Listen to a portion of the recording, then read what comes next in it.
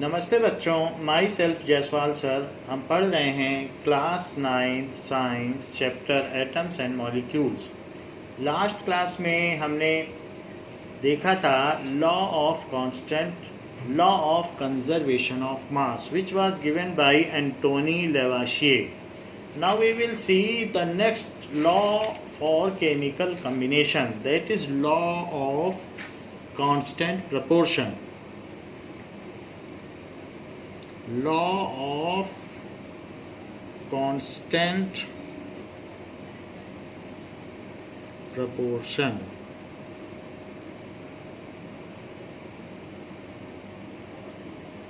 Now, रासायनिक अनुपात का नियम, that is constant proportion. It was given by Joseph Proust.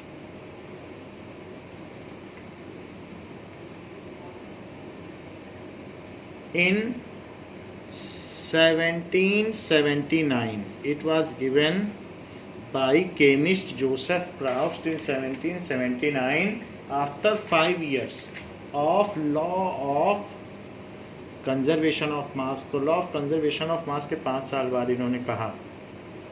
And the law states that a chemical compound always consists of same element. A chemical compound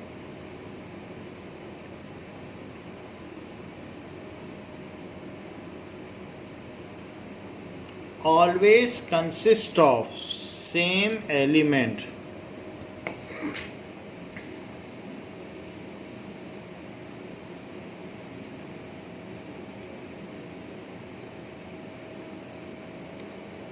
Same element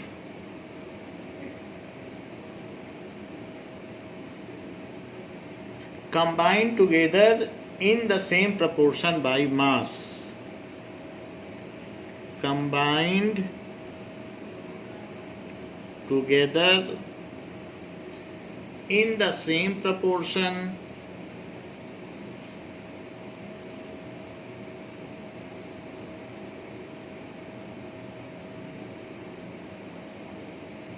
by mass.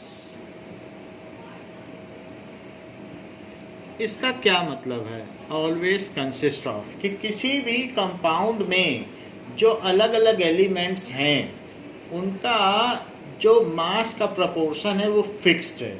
जैसे कि अगर हम देखें कि H2O, तो H2O अगर हम ले लें वाटर, H2O वाटर का फॉर्मूला होता है।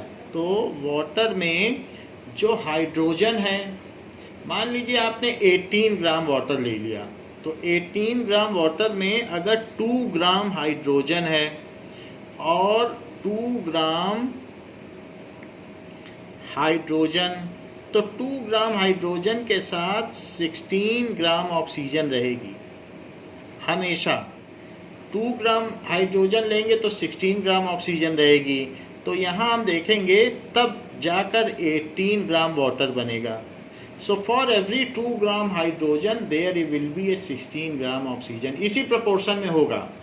तो ये जो हाइड्रोजन और ऑक्सीजन का रेशो है वो किस तरीके से होगा, दैट इज इक्वल्स टू 2:16, क्योंकि 2 ग्राम ये लिया और 16 ये लिया।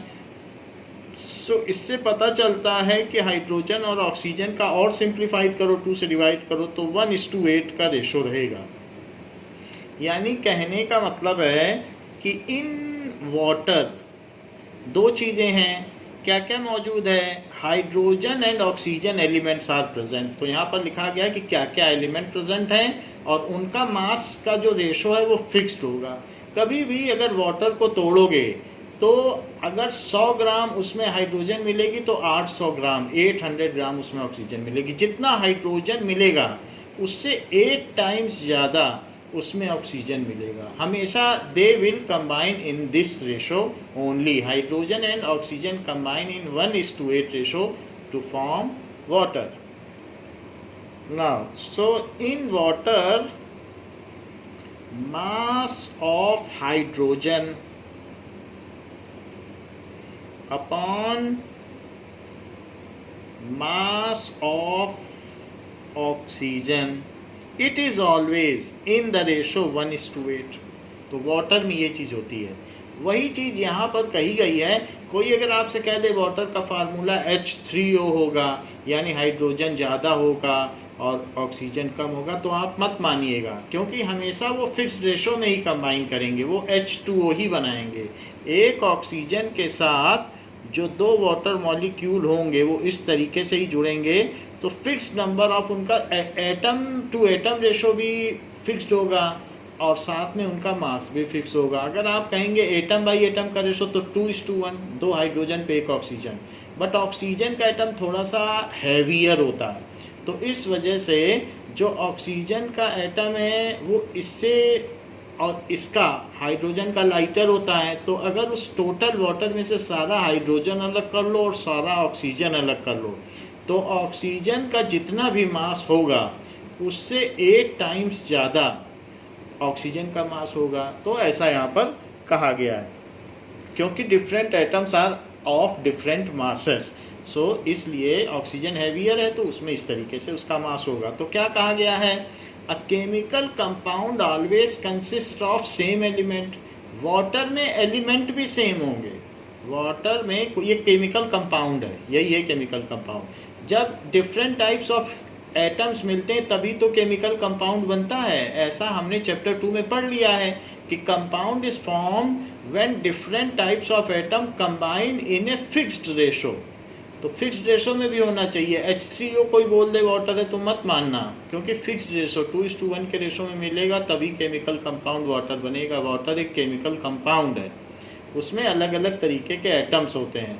सो a chemical compound always consist of same element. इसमें कौन कौन से एलिमेंट हैं, तो water contains hydrogen and oxygen elements. Water contains hydrogen and oxygen element whose ratio by mass, जिनका रेशो क्या है by mass, whose ratio by mass is fixed। यही तो लॉ ऑफ कांस्टेंट प्रोपोर्शन है, यानी mass of hydrogen is to mass of oxygen water में, it is equals to 1:8। तो उनमें ये फिक्स्ड रेशो है। तो ये जोसेफ प्राउस्ट ने बताया, कोई भी केमिकल कंपाउंड लोगे, चाहे H2O ले लो, चाहे CO2 ले लीजिए, चाहे HCl ले लीजिए, whatever the chemical compound you are taking, chemical compound is made up of different elements chemically combining in a fixed proportion. तो इस तरीके से 2:1 के रेशो में 2 एटम इसके और 1 ऑक्सीजन का एटम मिल जाए तो वाटर बनता है, और उसमें उनका जो मास है वो कांस्टेंट रहेगा। तो ये हमेशा 1:8 रहेगा। यहाँ पर ये बात बताई गई। अब जरा देखें कि हमने लास्ट क्लास में एक क्वेश्चन पुटअप किया था कि when 3 gram of carbon is burned, तो कार्बन 3 ग्राम बर्न किया और 8 ग्राम ऑक्सीजन के साथ, तो 11 gram carbon dioxide is form. तो जरा यहाँ पर देखो कि जो CO2 बना, कार्बन को बर्न किया, तो इसका सलूशन आप देखिए। सलूशन, कार्बन और ऑक्सीजन को मिला दिया तो क्या बन गया, CO2। ये केमिकल कम्बिनेशन है, घर में कोयला जलता ही है, तो कोयले में ऑक्सीजन है, ऑक्सीजन हवा में रहती है। So oxygen is present in air and when coal is burned then it forms CO2 gas, जो कि एयर में हो चली जाती है और ये कलरलेस गैस होती है। हम लोग जब ब्रीद आउट करते हैं तो भी CO2 ही छोड़ते हैं। तो अगर 3 ग्राम ये और 8 ग्राम ऑक्सीजन के साथ जलता है तो 11 ग्राम ये बन रहा है। तो ये जो 11 ग्राम CO2 बन रहा है, तो इसमें कार्बन कितना होगा, 3 ग्राम, और O2 कितना होगा, 8 ग्राम, क्योंकि जो भी मास यहाँ है वही एटम इसके यहाँ भी होंगे। It is only rearrangement of atom. आप इस तरीके से भी समझ सकते हैं कि एक कार्बन का एटम है और ये ऑक्सीजन के 2 एटम हैं, और ये जब आपस में एक दूसरे को कोलाइड करते हैं तो C बीच में आ जाता है और 2 ऑक्सीजन इधर इधर हो जाते हैं। So this is the kind of chemical bond formed here. तो CO2 ऐसे बनता है। तो कुछ हुआ नहीं है, ओनली रीअरेंजमेंट हुआ है, इनका पुनर्व्यवस्थापन हुआ है, रीअरेंजमेंट ऑफ एटम। तो यहाँ पर इन CO2 कंपाउंड, क्योंकि स्टेटमेंट क्या है, इन ए केमिकल कंपाउंड, तो in CO2 compound carbon and oxygen elements are present. Carbon और ऑक्सीजन ही मिलकर तो CO2 बना रहे हैं, उसी के एटम्स हैं। So carbon and oxygen elements are present,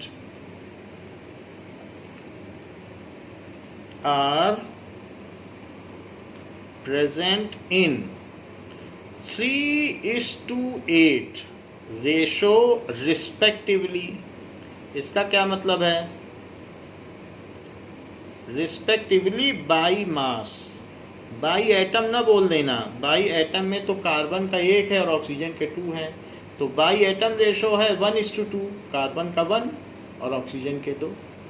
लेकिन हम तो बाई मास की बात कर रहे हैं कि वजन में कितना कितना है, तो इसलिए mass of carbon upon mass of oxygen is equals to mass of carbon upon mass of oxygen, that is equals to 3:8 है।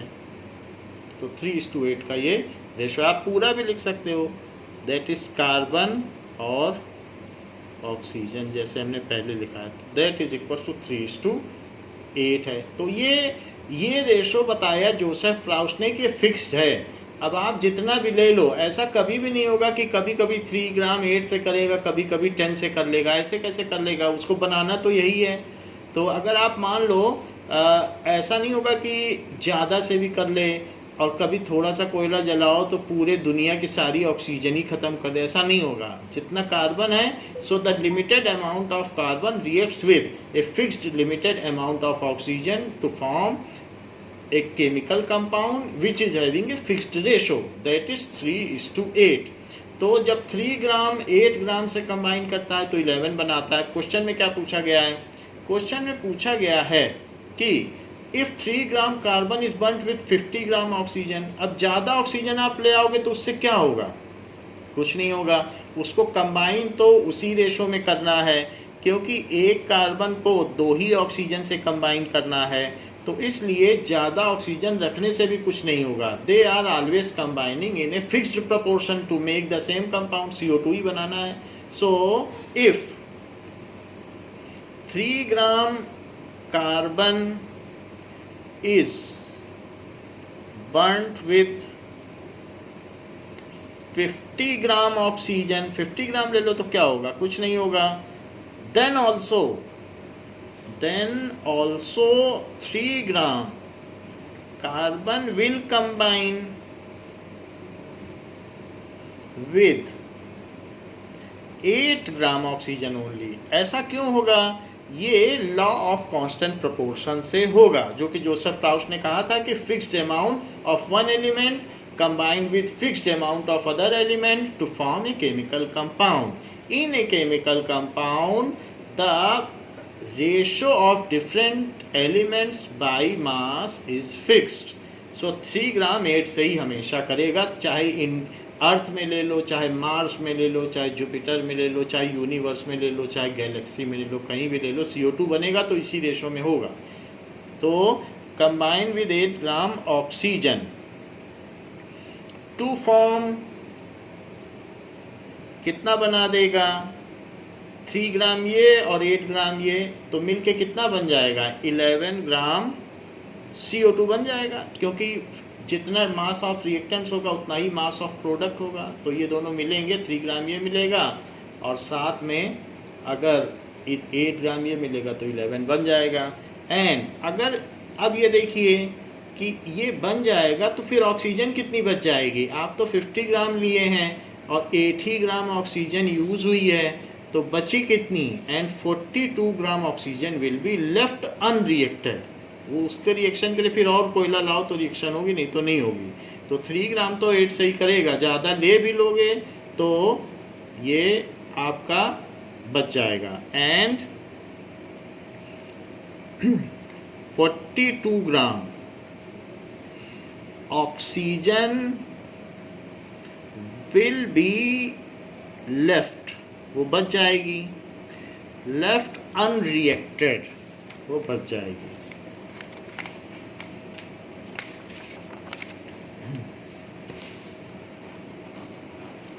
Left unreacted.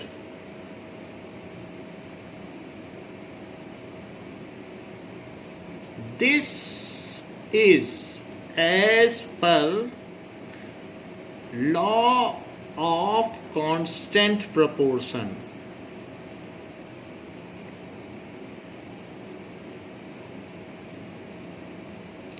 ये this is as per law of constant proportion. जैसे कि carbon और oxygen ने reaction की और बना दिया CO2, तो बिफोर रिएक्शन आपने क्या क्या लिया?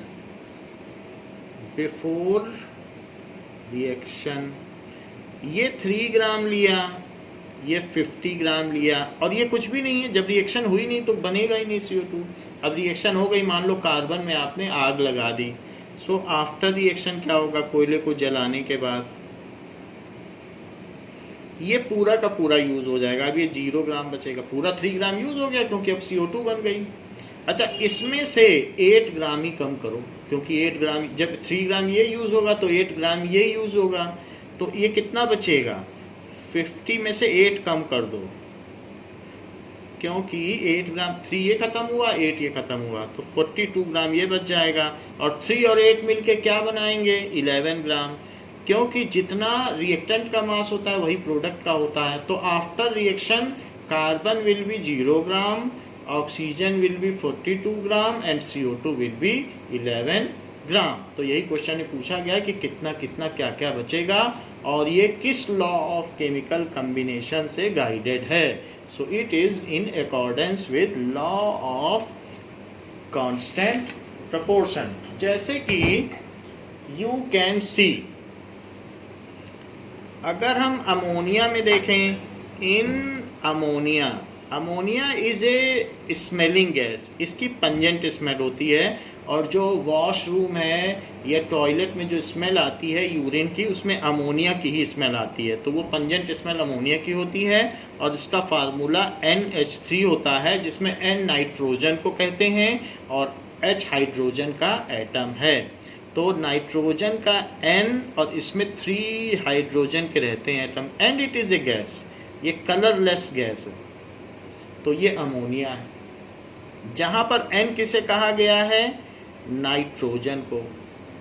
तो अमोनिया में जो N:2H का रेशो है, तो N:2H का रेशो क्या होता है? ये 14:3 होता है, हमेशा 14:3 होता है ये रेशो। जैसे कि अगर मान लीजिए अमोनिया बनाना हो तो NH3 कैसे बनाओगे? तो N2 ले लो और N2 ले लीजिए और H2 ले लीजिए, और इससे NH3 बन जाएगा। इनके कोलिजन से आपस में जब ये टकराएंगे तो ये बन जाएगा। ज़रा देखें कैसे बनता है। तो N2 का मतलब N और N के 2 एटम आपस में केमिकली कंबाइन करके N2 गैस बनाते हैं। नाइट्रोजन गैस है, हमारे एटमॉस्फेयर में नाइट्रोजन गैस 79% के करीब है। और हाइड्रोजन के 3 एटम्स भी होंगे, H2 के 3 सेट्स, तो एक H2, फिर एक H2 का और सेट, और फिर एक H2 का और सेट, 3H के सेट होंगे, और ये सब आपस में टकराएंगे। देखो H2 के 3 सेट्स लिए हैं और एक N2 का सेट लिया है। जब ये टकराएंगे तो सब यहाँ से टूट जाएंगे, और जब टूट जाएंगे तो फिर क्या बनाएंगे? एक N 3H के साथ मिल जाएगा। देख लो, एक N और 3H, और फिर वो ऐसे बना लेगा। और दूसरा N भी यहाँ नीचे भी देख लो, तो दूसरा N भी 3H के साथ मिल जाएगा और वो भी NH3 बना लेगा। NH3 अमोनिया का फार्मूला होता है, उसी को अमोनिया कहते हैं। तो इस रिएक्शन में आप ये देखेंगे कि अगर ये 28 ग्राम आपने ली है और ये 6 ग्राम ली है, तो ये कम्प्लीटली रिएक्ट कर जाते हैं। और ऐसा करने पर जो चीज़ हमारे पास बनती है तो इन दोनों को जोड़ दो, because it is law of conservation of मास। जितना रिएक्टेंट का मास है वही तो प्रोडक्ट का मास है, क्योंकि कोई एटम ना डिस्ट्रॉय होता है ना क्रिएट होता है। तो इन दोनों को ऐड करेंगे तो ये 34 ग्राम है। तो अब हम जरा देखें, ऐसा करने पर जो मास ऑफ नाइट्रोजन है, नाइट्रोजन का द्रव्यमान अपॉन मास ऑफ हाइड्रोजन है, हाइड्रोजन का मास, तो वो कितना कितना है, क्योंकि वही एलिमेंट रीअरेंज हुए हैं, आपका कुछ बदला थोड़ी ना है। 2 NH3 के बने, देखो लिखा है 2 NH3, 2 ammonia, 2 molecules of ammonia, 1 molecule of nitrogen, 3 molecules of hydrogen gives 2 molecules of ammonia. तो ये 1 मॉलिक्यूल ऑफ नाइट्रोजन गैस है। आप लिख सकते हैं, अगर आप चाहें तो लिख भी सकते हैं 1 मॉलिक्यूल, और ये 3 मॉलिक्यूल। मॉलिक्यूल वो होते हैं जो फ्रीली घूम सकते हैं एयर में। अपना केमिकल कम्बिनेशन किया और हवा में फ्रीली घूम रहे हैं।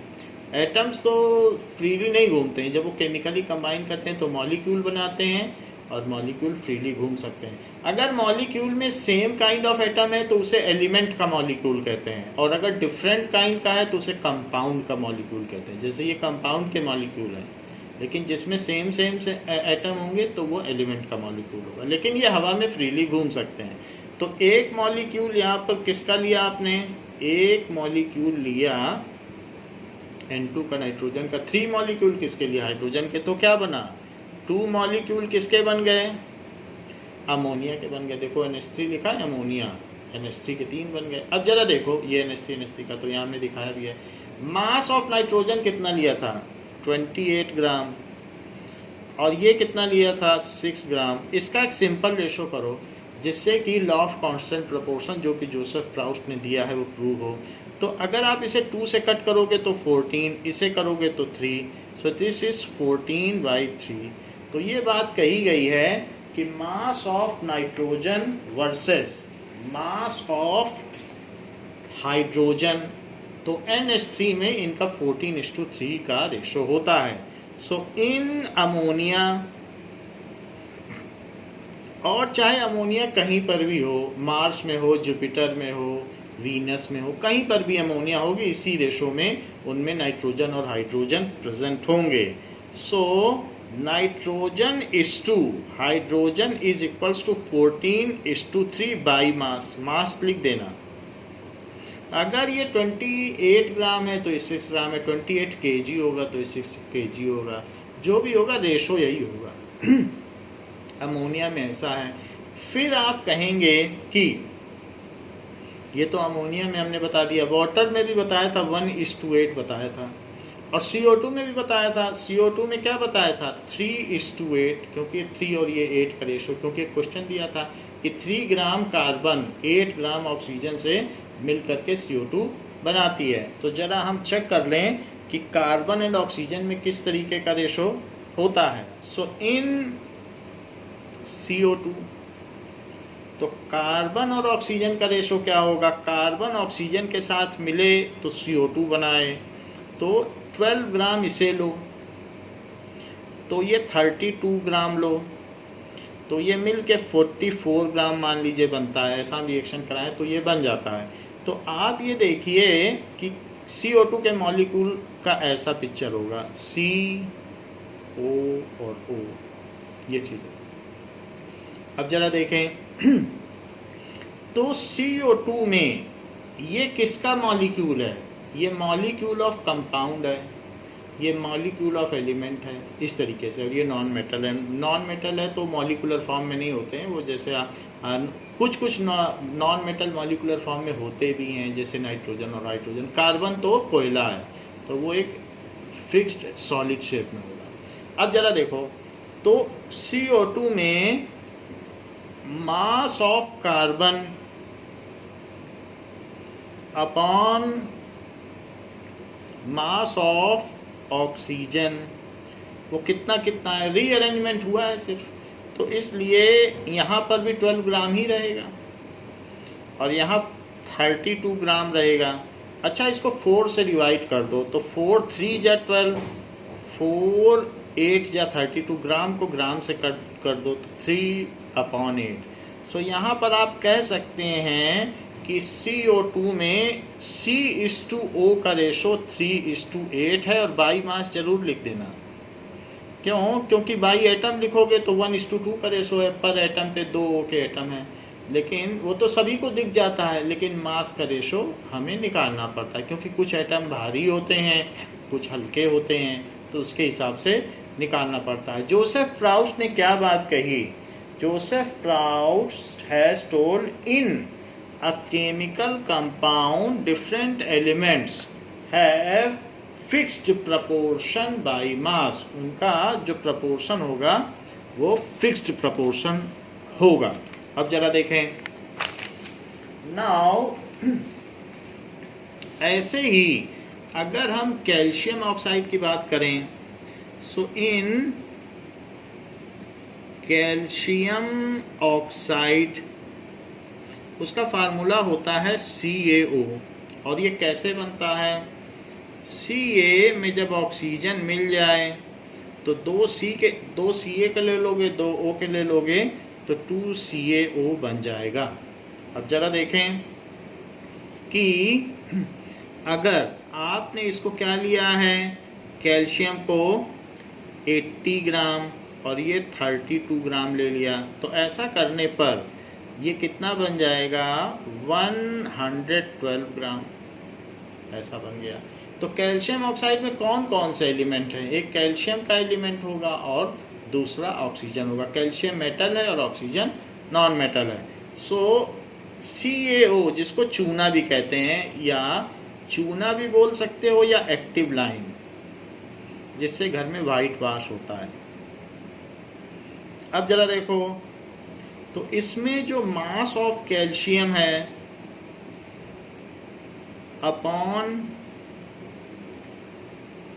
मास ऑफ ऑक्सीजन है, वो फिक्स्ड होगा, और वो चीज़ 80 ग्राम, ये रिएक्शन करने से ही पता चलेगी कि कितना कितने से कंप्लीटली करता है। ऐसे हम लोग याद नहीं कर सकते हैं, लेकिन जिसने भी केमिकल रिएक्शन की उसने देखा कि कितना एग्जैक्टली कितने से करता है और कुछ भी नहीं बचता, तो उसी से उन्होंने ये बात पता लगाई। जोसेफ प्राउस्ट ने बहुत सारी रिएक्शन कराई और उससे पता लगाया कि किस किस रेशो में ये रिएक्शन करते हैं। तो अब जरा इसको डिवाइड कर दें 4 से, तो 4 से करेंगे तो 4 2 जा 8 और 4 8 जा 32, अभी और 4 से होगा तो 4 5 जा 20 एंड 4 2 जा 8, तो ये 5:2। तो ये कहा जा सकता है कि कैल्शियम टू ऑक्सीजन का रेशो हो गया 5:2 बाई मास, ऐसा है। तो ये सारी चीज़ें हम देख सकते हैं कि अलग अलग अगर चीज़ें होंगी तो उनमें क्या क्या रेशो होगा, इसका हम एक टेबल बना सकते हैं। जैसे कि हमारे पास कौन सा कंपाउंड है और उसमें कौन कौन से एलिमेंट्स प्रेजेंट होंगे, तो और उनका रेशो क्या होगा। सो एलिमेंट्स और फिर रेशो, इसकी हम एक टेबल बना सकते हैं, and it will be in agreement with the law of constant proportion. Ratio by mass, जो चीज़ हमने ऊपर लिखी है उसी का हम एक तरीके का कंप्रीहेंसिव डेटा यहाँ दिखाते हैं। जैसे H2O, तो इसमें H यानी हाइड्रोजन एलिमेंट है और ऑक्सीजन, तो ये किस रेशो में होगा? 1:8। H2O भी लिख सकते हैं। ऐसे ही CO2 में कार्बन टू ऑक्सीजन का रेशो दैट इज 3:8, जैसा कि आपके क्वेश्चन में भी दिया है। और अमोनिया में क्या होगा? NH3, जो कि पंजेंट स्मेलिंग है। तो इसमें नाइट्रोजन और ऑक्सीजन का ratio,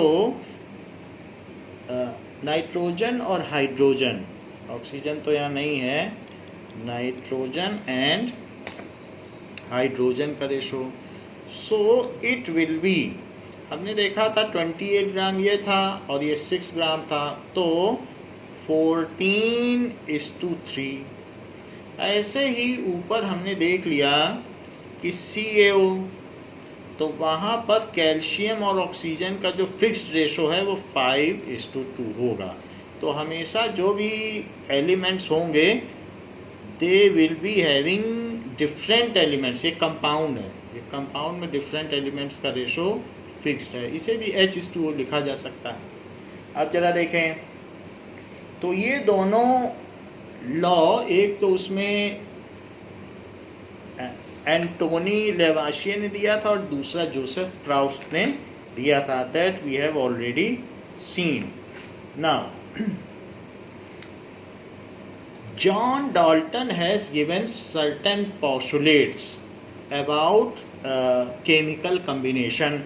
So John Dalton was born in a poor weaver family in 1766 in England, and he was a versatile genius. वो बहुमुखी प्रतिभा के धनी थे, and he was well versed in chemistry.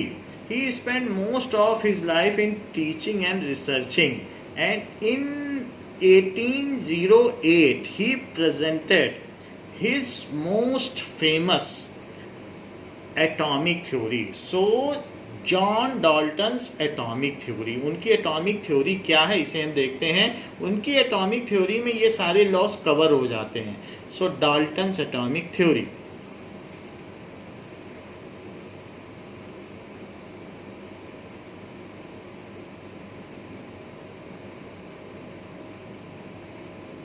it was presented by John Dalton.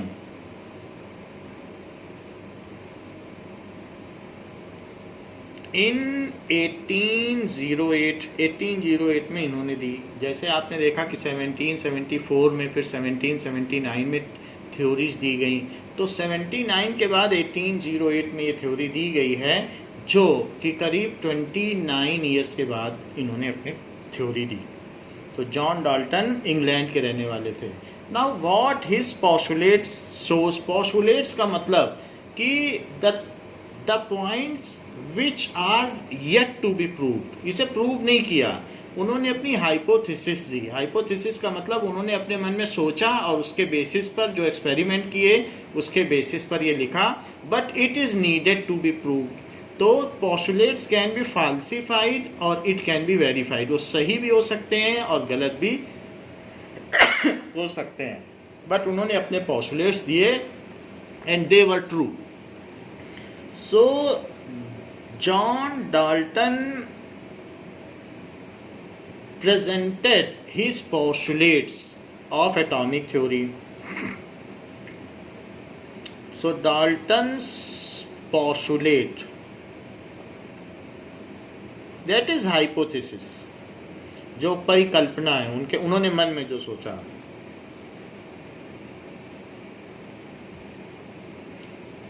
About atomic theory, atom के बारे में क्या क्या कहा।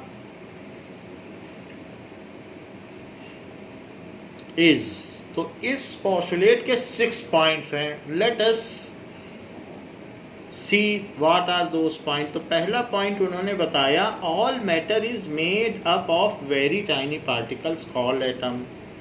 All matter is made up of very tiny particles called atom. तो दुनिया के सभी पदार्थ बहुत छोटे कणों से मिलकर बने हैं जिनको परमाणु कहा जाता है। सो ऑल मैटर, हमने शुरू में बताया था कि अगर आप उसको ब्रेक डाउन करते जाएंगे तो एक ऐसी पोजीशन में पहुंच जाएंगे कि फिर उसको और नहीं तोड़ा जा सकता, it can not be further divided. और एटम तो इतना छोटा होता है कि it can not be seen with naked eye. एक जो नीडल होती है, तो नीडल के टिप में मिलियंस एंड मिलियंस एटम्स हो सकते हैं, इतना छोटा होता है कि उसकी टिप के प्लेस में ही मिलियंस एंड मिलियंस एटम होंगे। तो एक एटम को आप कहाँ देख पाओगे, टिप ही नहीं दिखती है एक नीडल की, तो और उसके टिप में उतने में millions and millions of atom can be accommodated. तो ऐसे में एक एटम को तो नेकेड आई से देखना संभव नहीं है, और उस एटम में इलेक्ट्रॉन, प्रोटॉन और न्यूट्रॉन भी होते हैं, तो फिर वो और भी छोटे होंगे। सो फिर भी सभी मैटर टाइनी पार्टिकल से मिलकर बने हैं, जिनको कि एटम कहा जाता है। एटम्स आर इनडिविजिबल पार्टिकल्स, उनको तोड़ा नहीं जा सकता, इसके नाम से ही पता चल रहा है, A+ होम्यो, uncuttable. So atoms are indivisible particle, ये अविभाज्य कण हैं, इन्हें विभाजित नहीं किया जा सकता है। Atoms are indivisible, uncuttable, that is uncuttable. So atoms are indivisible particles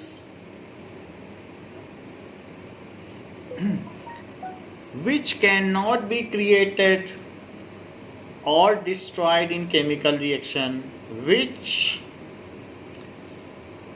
can not be created or destroyed in chemical reaction।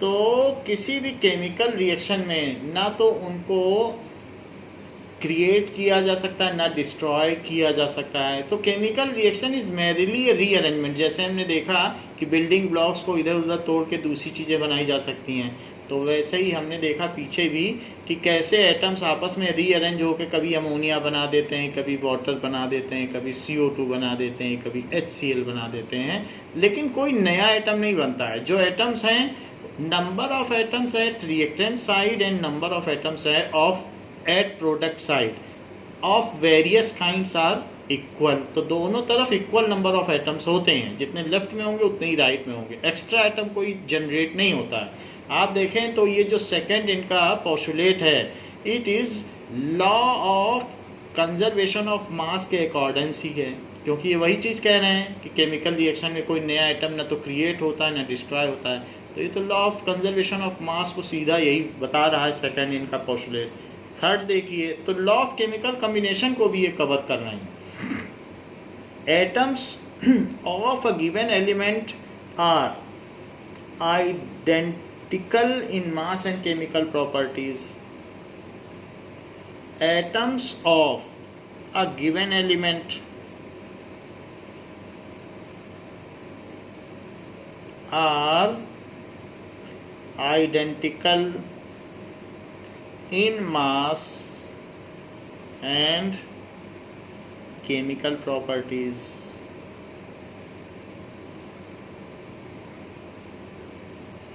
यानी इन्होंने ये बात कह दी कि अगर किसी एक एलिमेंट को ले लो, जैसे कि आपने आयरन को ले लिया, तो आयरन के जितने भी पार्टिकल होंगे वो बिल्कुल दिखने में भी एक जैसे होंगे, उनका मास भी एक जैसा होगा और उनकी सारी की प्रॉपर्टीज़ भी एक जैसी ही होगी। So atoms of given element are identical in mass. जैसे ये देखो, तो यहाँ हम देख रहे हैं कि कॉपर के जितने भी एटम हैं, so different atoms are identical in mass. तो ये सारे कॉपर के एक जैसे दिखने में भी एक जैसे होंगे और इनकी प्रॉपर्टीज़ भी एक जैसी होंगी। तो सेम एलिमेंट के सारे एटम एक जैसे, और डिफरेंट एलिमेंट्स के, कॉपर और आयरन, डिफरेंट एलिमेंट्स के एटम डिफरेंट होंगे और सेम एलिमेंट के सारे एटम एक जैसे होंगे। यही बात कही। तो कॉपर और Fe का सेम नहीं होगा, डिफरेंट एलिमेंट्स के एटम डिफरेंट और सेम एलिमेंट के सारे एटम सेम। तो यहाँ पर क्या कहा गया? So atoms of given element are identical in mass. जैसे कॉपर में आपके millions and millions and millions atom होंगे लेकिन सब एक जैसे ही होंगे, ऐसे ही फोर्थ में इन्होंने क्या बोला, फोर्थ पोस्टुलेट क्या है कि atoms of different elements. Now, atoms of different elements, जैसे कॉपर और Fe का ले लें, तो उनके एटम्स तो सेम नहीं होंगे। क्या ए लेटर बी लेटर के सेम हो सकता है? 28 अल्फ़ाबेट है, कोई अल्फ़ाबेट किसी से मिलता है? So atoms of different elements have different masses and chemical properties, उनका वजन भी अलग अलग होगा। हैव, जैसे हमने बताया oxygen is heavier than hydrogen atom, तो सभी एटम के अलग अलग मासेस होते हैं। हैव डिफरेंट मासेस, और कितना कितना मास होगा वो हम आपको आगे बता देंगे कि डिफरेंट एलिमेंट्स के क्या क्या मासेस होते हैं। अदरवाइज इसी चैप्टर के नेक्स्ट पेज में 35th पेज में सबका मास लिखा भी है, तो आप देख सकते हैं कि अलग अलग चीज़ों के एटम के मास अलग अलग होते हैं। अब ये आगे लिखा कि डिफरेंट एटम्स, एटॉमिक मास, उसको एटम का मास कहा जाता है। So different elements have different masses, तो डिफरेंट ये भी कहा गया, यहाँ लिखा भी इन्होंने जो कि डाल्टन ने बताया। Atoms of different elements have different masses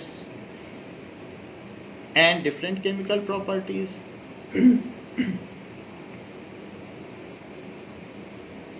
Different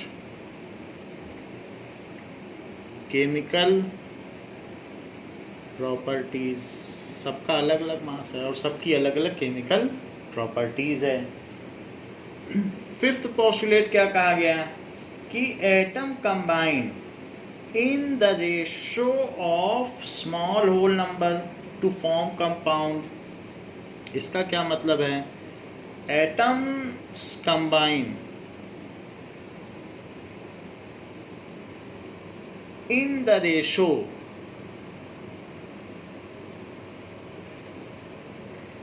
of a small whole number to form compounds. हो स्मॉल होल नंबर में कंबाइन करते हैं नंबर टू फॉर्म कंपाउंड। जैसे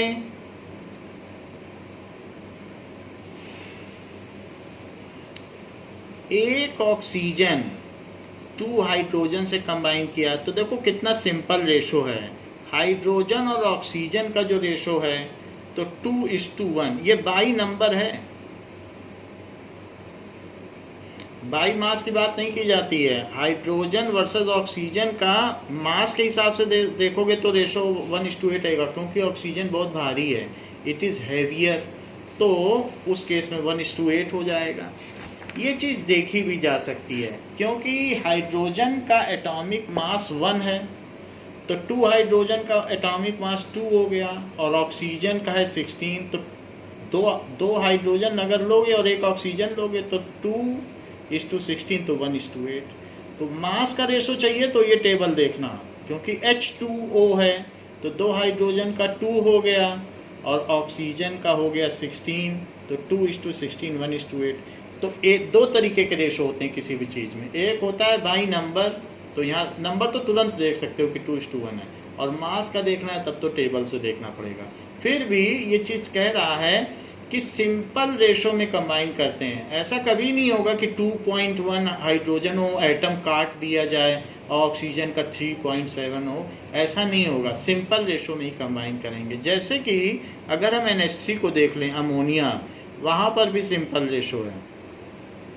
एक नाइट्रोजन और हाइड्रोजन का रेशो तो सिंपल है, सिंपल होल नंबर रेशो। ये तो बाई नंबर है। और अगर आप नाइट्रोजन और हाइड्रोजन का बाई मास रेशो लोगे तो क्या हो जाएगा? 7:3 ये चीज़ हो जाएगी। तो दैट इज इक्वल्स टू 14:3 हो जाएगा। तो इस तरीके से अगर मास का देखना है आपको, तो फिर मास के लिए आपको ये टेबल देखनी पड़ेगी। ये मास की है, एक नाइट्रोजन का ले लो 14, देखो 3rd नंबर पे नाइट्रोजन लिखा है, और 3 हाइड्रोजन ले लो तो 14:3 आ गया। तो इस तरीके से मास का देखना है तो यहाँ देखो, नंबर का देखना है तो यहीं दिख जाएगा, सीधा देख के ही पता लगा लो कि नाइट्रोजन 1 और 3 हाइड्रोजन। तो फिर भी ये जो चीज़ कही गई है कि वो सिंपल होल नंबर में कंबाइन करते हैं। तो ऐसा नहीं होगा कि नाइट्रोजन 1 3.5 से करे, यानी हाइड्रोजन कट करके आए, कट तो हो ही नहीं सकता, तो सिंपल रेशो में ही वो कंबाइन कर रहे हैं। सो दे आर कंबाइनिंग, जैसे ये 2:1 में कर रहा है, 2 हाइड्रोजन पे 1 ऑक्सीजन, 1 नाइट्रोजन पर 3 hydrogen. So atoms combine in the ratio of small whole number to form compound. आप चाहें तो CO2 में भी देख सकते हैं, CO2 में भी यही बात है, C और 2 O, ये हो गया।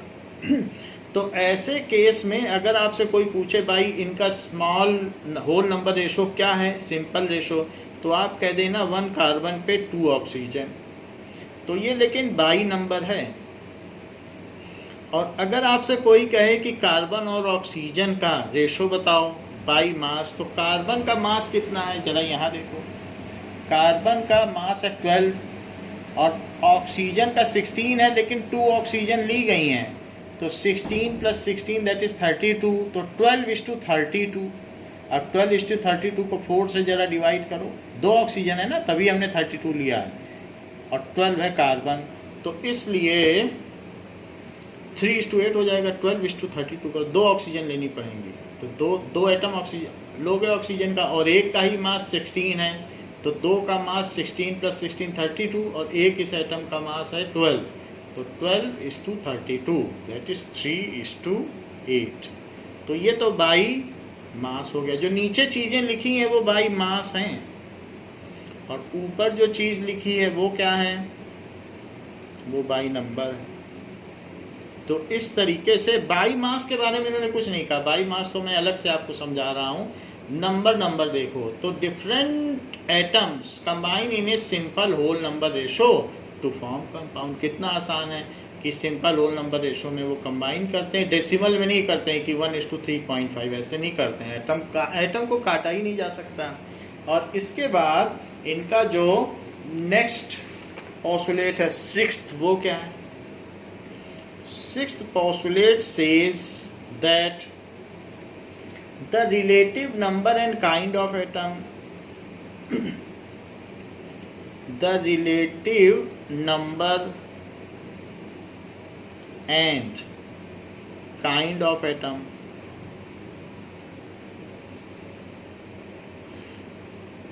so कितने कितने नंबर हैं और कितने कितने एटम्स हैं, these are constant in a given compound, in a given compound. जैसे इसका मतलब क्या हुआ ये समझें, इन C6H12O6 जो कि ग्लूकोज है, ग्लूकॉन डी, सो ग्लूकोज में रिलेटिव नंबर कार्बन, हाइड्रोजन और ऑक्सीजन का ज़रा रेशो देखो, कार्बन, हाइड्रोजन और ऑक्सीजन का, तो 6:12:6 है। अगर 6 से सबको डिवाइड कर दो तो और सिंपल रेशो आ जाएगा 1:2:1, क्योंकि रेशो तो सिंपलेस्ट फॉर्म में होता है। तो इनमें जो रिलेटिव नंबर है वो 1:2:1 है। एक कार्बन पे दुगनी हाइड्रोजन, डबल है ना, देखो डबल है, और 1 ऑक्सीजन है, इस रेशो में ये कंबाइन करते हैं। And kind of atom, glucose में कोई कह दे कि हम तो नाइट्रोजन भी दिखा सकते हैं, तो उसकी बात पर भरोसा मत करना है, क्योंकि जो एटम हैं किसी चीज़ में वही रह सकते हैं। कोई कह दे हम CO2 में हाइड्रोजन भी ला के दिखा सकते हैं, तो गलत बोल रहा है, झूठ बोल रहा है। तो काइंड ऑफ एटम CO2 में कार्बन और ऑक्सीजन ही हो सकते हैं। काइंड ऑफ एटम अमोनिया में नाइट्रोजन और हाइड्रोजन ही हो सकते हैं। काइंड ऑफ एटम्स वाटर में हाइड्रोजन और ऑक्सीजन हो सकते हैं। कोई कह दे कि मैं कार्बन भी ला के दिखा दूंगा वाटर में, तो वो गलत बोल रहा है। तो किसी भी कंपाउंड में जो एटम्स हैं, सो काइंड ऑफ एटम्स इसमें क्या है, in glucose kind of atoms are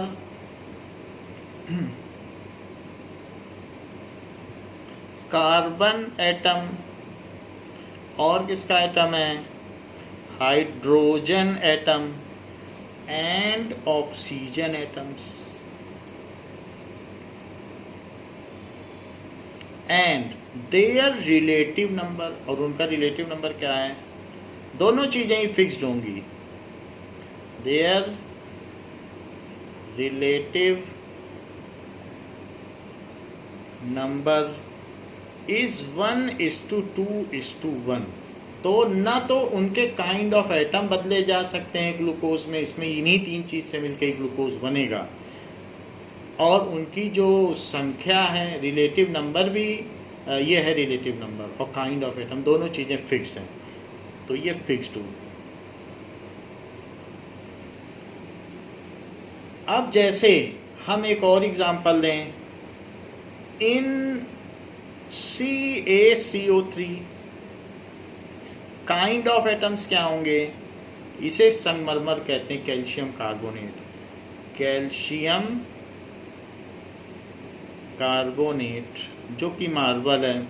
so kind of atoms are, किससे बनता है मार्बल, कैल्शियम एटम से, और किससे बनता है, कैल्शियम एटम से, कार्बन एटम से भी बनेगा, and oxygen,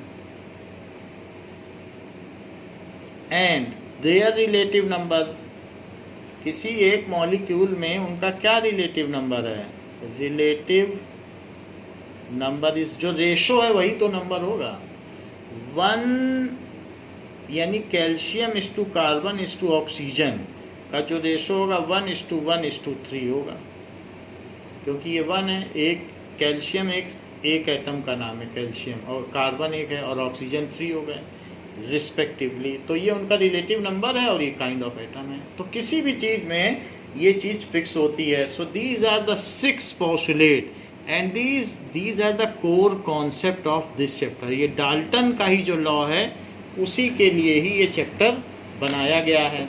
so this is the core concept. इसको हमें 6 पोस्टुलेट को एज इट इज़ याद करना है। It also includes both the earlier laws, law of conservation of mass and law of constant proportion, इसी में सब छिपे हुए हैं। सो अब हम देखें in text question. So in text question number 2, तो इन टेक्स्ट क्वेश्चन नंबर 2 देखें। In text question page number 33, question number 2 says that hydrogen and oxygen combined in the ratio 1:8 by mass. Hydrogen and oxygen combine in the ratio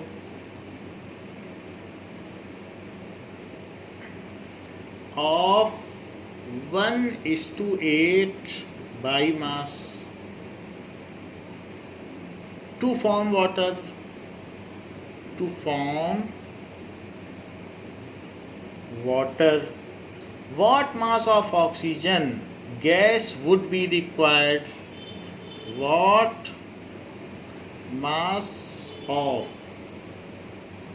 oxygen gas would be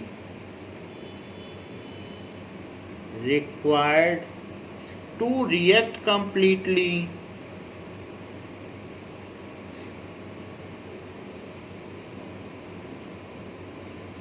with 3 gram of hydrogen gas. Hydrogen gas ऐसे पूछा गया है। जरा देखिए कि by law of constant proportion, जो कि Joseph Proust ने दिया था, इन वाटर, वाटर में क्या होगा कि मास of hydrogen upon mass of oxygen fix होता है, और उसका क्या रेशो होता है, जो एलिमेंट्स होते हैं उनका फिक्स्ड प्रोपोर्शन होता है किसी भी केमिकल कंपाउंड में, और वो 1:8 के रेशो में होता है। ऐसा क्यों होता है? क्योंकि हाइड्रोजन के एटम से ऑक्सीजन का एटम 16 गुना भारी है, 16 टाइम्स हैवियर है। तो 2 ऑक्सीजन के एटम ले लोगे तो H2O है, तो उसका 2 यूनिट मास हो जाएगा, और ऑक्सीजन का 16 यूनिट। तो 2:16 करो, क्योंकि H2 है ना, 2 हाइड्रोजन लिए हैं आपने, तो 2 यूनिट हो गया हाइड्रोजन का मास, 16 यूनिट हो गया ऑक्सीजन का। तो 2:16 करो, 1:8 आ जाएगा। अब जरा देखो, तो ये तो फार्मूला हो गया कि मास of hydrogen upon mass of oxygen ये है। अब वो कह रहा है, वो गिवन में क्या है, 3 ग्राम हाइड्रोजन दे रहा है और ऑक्सीजन का मास पूछ रहा है, तो मास ऑफ हाइड्रोजन की जगह 3 ग्राम लिख लें, 3 ग्राम दे रहा है। सो इसकी जगह आप लिख लें 3 ग्राम, और ऑक्सीजन का मास नहीं दे रहा है, वो तो पूछ रहा है, अपॉन मास ऑफ ऑक्सीजन। और जो रेशो है वो तो हम लोग जानते हैं, 1/8 है। तो इसलिए इस 8 को यहाँ ले लो, 3 ग्राम इंटू 8, और मास ऑफ ऑक्सीजन को उधर ले जाओ। ये नीचे की चीज़ ऊपर चली जाएगी, ये इधर चली जाएगी। सो मास ऑफ ऑक्सीजन, तो it will be 3 gram into 8 क्या हो जाएगा, 24 gram. It is equals to mass of oxygen. So 24 gram oxygen is needed to completely react with 3 gram of hydrogen. 24 ग्राम। तो कंक्लूडिंग स्टेटमेंट अवश्य लिखें, जब भी इस तरीके के क्वेश्चंस आते हैं स्टेटमेंट बेस्ड, तो ऐसा लिखें, 24 gram of oxygen is required to completely react with 3 gram of hydrogen. क्योंकि ये जोसेफ प्राउस्ट ने कहा था कि इनका फिक्स्ड प्रोपोर्शन होगा, तो 1:8 का हमें मालूम है, पहले हम लोगों ने देख लिया है। तो इस तरीके से उसी फार्मूले पे हमने ये रख दिया और ये निकाल लिया। नेक्स्ट क्वेश्चन कहा गया है कि 3rd number question,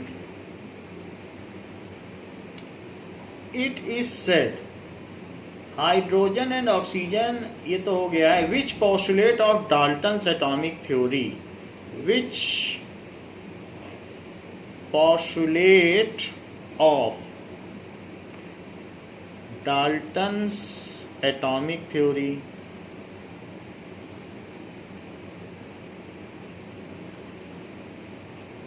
is the result of law of conservation of mass, is the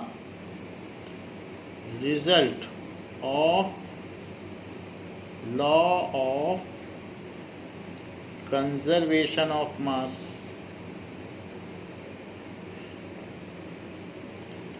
now ये बात हमने देखी थी डाल्टन के पोस्टुलेट में कि atoms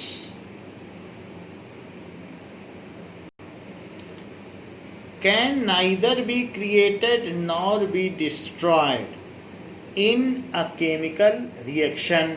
So this is in agreement, ये law of conservation of mass से ही है। So in second postulate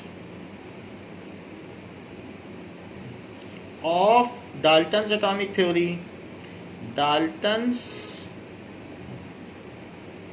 atomic theory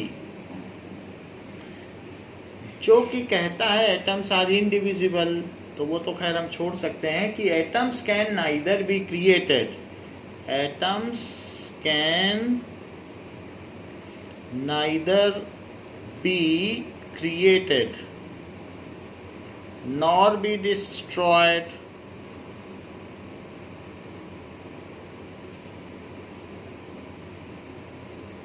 in chemical reaction, chemical reaction It is in accordance with law of conservation of mass. Is the result of,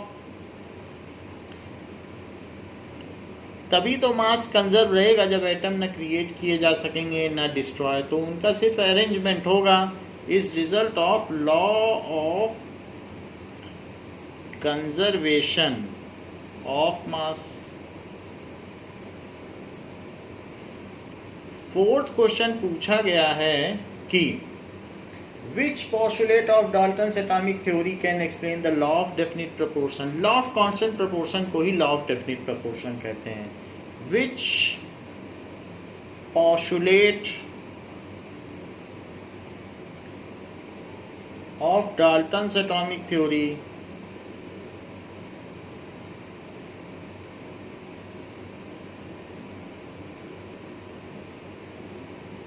can explain the law of definite proportion. The law of definite proportion. So Dalton का जो sixth postulate है वो क्या कहता है? So as per sixth postulate of Dalton,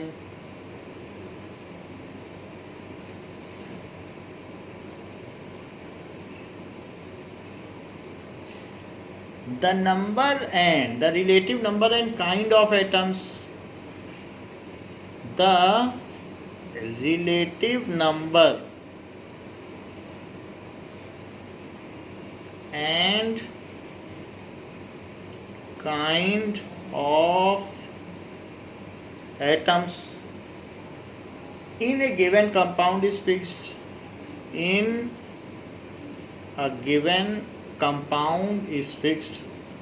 तो जब उनका नंबर फिक्स्ड रहेगा तो उनका मास का भी कांस्टेंट प्रोपोर्शन रहेगा. डेफिनिट प्रोपोर्शन ही कांस्टेंट प्रोपोर्शन है. तो ये आप जोसेफ प्राउस्ट का ही लॉ है. Compound is fixed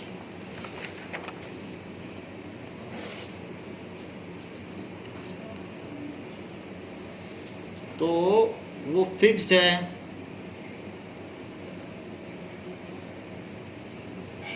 it covers the law of definite proportion.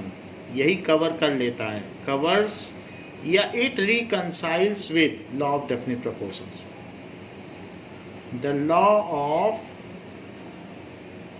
Definite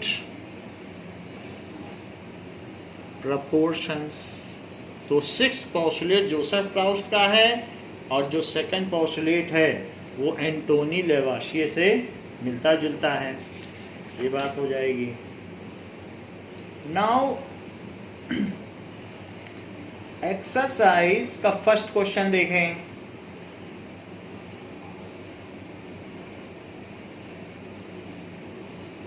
question number 1. A 0.24 gram sample of compound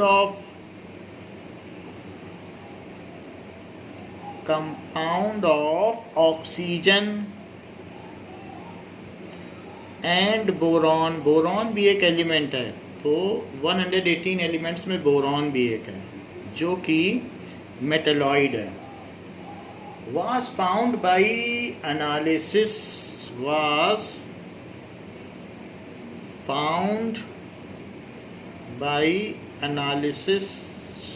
to contain 0.096 gram of boron and 0.144 gram of oxygen. ये है. Calculate the percentage composition of compound by weight. Calculate the percentage composition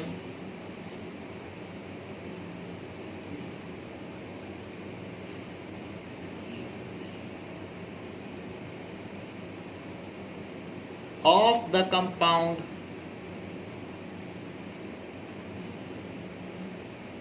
by weight। देखिए जो question दिया गया है उसमें boron का symbol क्या होता है। मान लीजिए ये कंपाउंड आपके पास है, तो ये है बोरॉन और ऑक्सीजन से मिलकर बना है। तो मैं इस कंपाउंड का नाम बता दूं, B2O3 होता है, तो बोरॉन ऑक्साइड है। तो ये कंपाउंड का नाम है बोरॉन ऑक्साइड। बोरॉन ऑक्साइड आपको लिखने की ज़रूरत नहीं, बट आपकी जानकारी के लिए बता रहा हूँ। इसमें बोरॉन का सिंबल B होता है और ऑक्सीजन का होता है O। तो इसमें ये देखा गया, ये टोटल जो सैंपल है वो 0.24 ग्राम तो टोटल है, और उसमें बोरॉन कितना है, बोरॉन का जो मास है, बोरॉन का mass, that is mass of boron, it is equal to 0.096 gram. और मास ऑफ ऑक्सीजन कितना है, इट इज 0.144 ग्राम। और टोटल मास कितना है, जो सैंपल है, जो आप चीज़ लाए हो उसका मास क्या है। So mass of sample is equal to 0.24 gram. इन्हीं दोनों को जोड़ के, मतलब इन्हीं दोनों से ही तो ये चीज़ बनी हुई है। तो ये अगर आप टोटल कर लें तो ये चीज़ है मास ऑफ सैंपल, और उन दोनों में इसका मास है। लॉ ऑफ कंजर्वेशन ऑफ मास जो एंटोनी लेवाशिए कहते हैं, उनके हिसाब से भी यही है। इनको जोड़ोगे तो ये आ जाएगा, क्योंकि इन दोनों से मिलके ही तो B2O3 बना है, बोरॉन ऑक्साइड। तो अब अगर आपको परसेंटेज निकालना है तो इतने सैंपल में बोरॉन है इतना, तो 1 में कितना, तो 100 में कितना। तो इन देखिए दो तरीके से किया जा सकता है। इन 0.24 ग्राम सैंपल परसेंटेज निकालनी है बोरॉन की। बोरॉन कितना प्रेजेंट है बताइए, बोरॉन इज 0.096 ग्राम।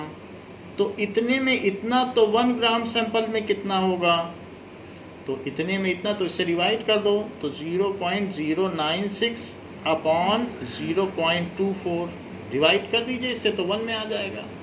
सो फिर 100 ग्राम में कितना होगा, सो इन 100 ग्राम सैंपल, तो एक में इतना, तो 100 में कितना, 0.096 अपॉन 0.24 इंटू 100। जब 100 में निकालना हो तो फिर मल्टीप्लाई करो, 1 में दिया हो और 100 में निकालना हो, तो इससे हमारा आ जाएगा आंसर। तो हमने यहाँ पर बोरॉन की परसेंटेज निकाल ली कि 100 में कितना है। 100 ग्राम सैंपल में जितना होगा वही परसेंटेज होगी, 100 ग्राम में जितना होगा वो परसेंटेज होगी। तो इसको देखने से आपको क्या फार्मूला लगता है कि बोरॉन की परसेंटेज का फार्मूला क्या बनेगा। Mass percentage of boron is equals to mass of boron. यही तो दिया है मास ऑफ बोरॉन, देख लो ऊपर क्या दिया है, मास of boron upon mass of sample. नीचे क्या है, मास ऑफ सैंपल इंटू 100। तो यहाँ पर आपको जो बात बताई गई है, तो ये यूनिट फैक्टर मेथड है। यूनिट फैक्टर मेथड से हम लोग छोटी क्लास में करते आए हैं, मास परसेंटेज निकालते हैं। तो वो चीज़ ऐसे न करके अब हम ऐसे कर रहे हैं, फार्मूले से करेंगे, ये नहीं करेंगे। ये तो हमने आपको समझाने के लिए बताया है कि ऐसे परसेंटेज निकाली जाती है। तो कितना कितना है, मास कितना, बोरॉन उसमें कितना पाया गया, सैंपल का मास कितना था 24 और इंटू 100। अब 100 से इसको मल्टीप्लाई कर दो तो डेसिमल 2 डिजिट उधर खिसक जाएगा, तो इट इज़ 9.6 और नीचे है 0.24। अब इसके आगे नीचे का डेसिमल हटा दो तो 9.6 ऊपर 100 आ जाएगा और नीचे 24। जब नीचे से डेसिमल हटेगा तो ऊपर 100 हो जाएगा।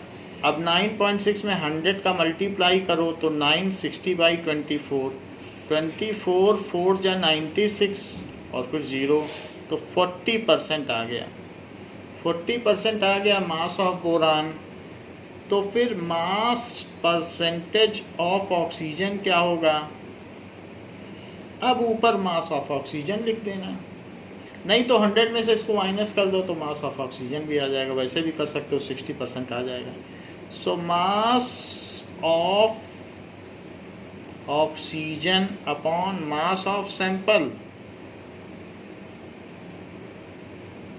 इंटू 100। तो अब मास ऑफ ऑक्सीजन कितना है? 0.144।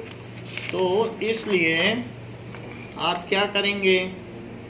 0.144 लिख लीजिए और अपॉन 0.24 और इंटू 100। 100 से मल्टीप्लाई करो तो 14.4 आ जाएगा और 0.24, नीचे का डेसिमल हटा दो तो ऊपर 100 आ जाएगा और नीचे 24। उस 100 से इसको मल्टीप्लाई कर दो तो 1440 और अपॉन 24, और 24 से इसको डिवाइड करो तो 24 6 जा 144, वरना आप 6 से कर लो। तो 6 4 जा 24, 6 2 जा 12 और 6 4 जा 24, तो 240 आ गया। सो 240/4, फिर 4 से करो, 4 6 या 24, तो 60%।